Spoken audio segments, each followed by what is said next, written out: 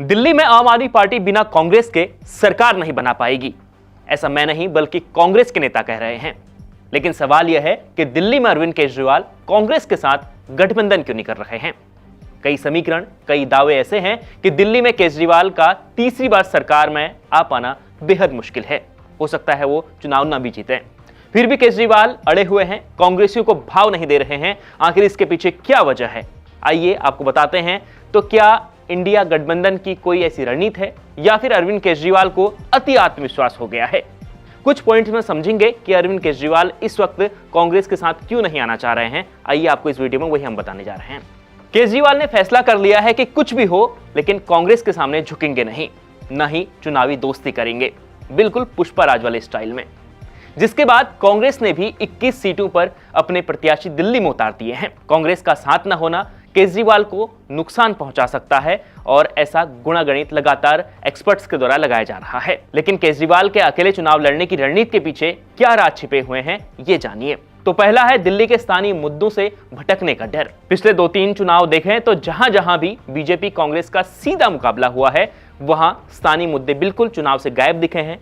BJP विधानसभा चुनाव में भी नेशनल मुद्दों को घसीट कर ले आ जाती है और चुनाव जीत जाती है। ऐसे में केजरीवाल डरे हुए हैं कि कहीं इंडिया गठबंधन वर्सेस एनडीए हो गया तो दिल्ली में उन्होंने जो भी काम किया है उस पर कहीं पानी न फिर जाए। केजरीवाल पूरी कोशिश में है कि वो अपनी योजनाओं के दम पर ये चुनाव लड़े, यानी दिल्ली का चुनाव लड़े। इसलिए ही केजरीवाल दिल्ली में छोटे मोटे मुद्दों पर लगातार ध्यान दे रहे हैं। जहां कमी पेशी हो रही है वहां नई योजनाएं लाकर जनता को अपनी ओर लुभा रहे हैं और कांग्रेस से बिल्कुल दूरी बनाए हुए हैं। वहीं अगर आप दिल्ली में आम आदमी पार्टी का ट्रैक रिकॉर्ड देखें तो पिछले 2 चुनाव केजरीवाल ने लोकल मुद्दों के दम पर ही लड़ा है और जीता भी है। यहां तक कि पिछले विधानसभा चुनाव में केजरीवाल बिल्कुल पॉजिटिव पॉलिटिक्स करते हुए नजर आए थे। न किसी पर आरोप, न कोई बातचीत, न शोर शराबा, बस विकास की बात केजरीवाल कर रहे थे। लेकिन इस बार केजरीवाल थोड़े घबराए हुए हैं। उन्हें डर है कि दिल्ली में भी बीजेपी कहीं नेशनल मुद्दों को घसीट कर न ले आए और नेशनल मुद्दे आए तो वहां पर केजरीवाल पर वो भारी पड़ सकते हैं। अब दूसरी वजह यह है कि कांग्रेस के पास अब दिल्ली में कोई बड़ा वोट बैंक नहीं बचा हुआ है। 1998 से 2013 तक कांग्रेस दिल्ली की सत्ता में रही, लेकिन अब कांग्रेस के पास अपना कोई मजबूत वोट बैंक दिल्ली में नहीं बचा हुआ है।